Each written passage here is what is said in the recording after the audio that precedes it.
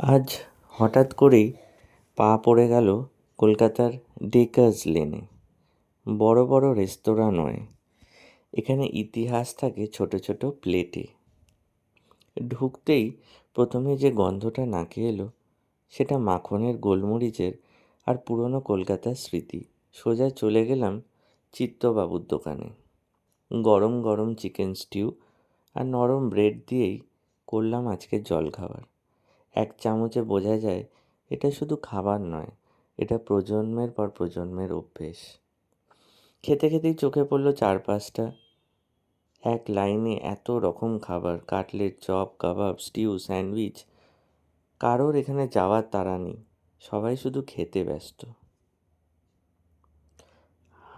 হাঁটতে হাঁটতে দেখি জয় মা তারা হোটেল, আর ঠিক তখনই ভাগ্যের সামনে পড়ে গেল অরুণদা। ডেকার্স লেন মানেই যাদের নাম আগে আসে, তিনি তাদেরই একজন।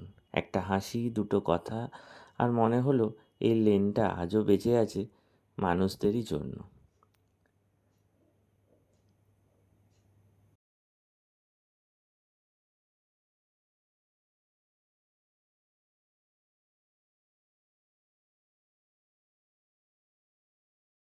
আর একটু এগিয়ে গিয়ে চোখে পড়লো একটা পুরনো বাড়ি।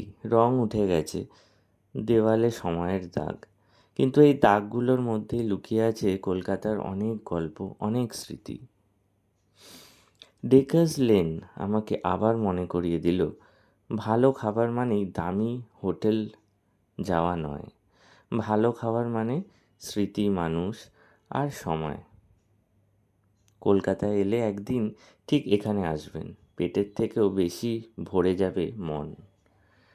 রিলটা যদি ভালো লাগে অবশ্যই শেয়ার করবেন।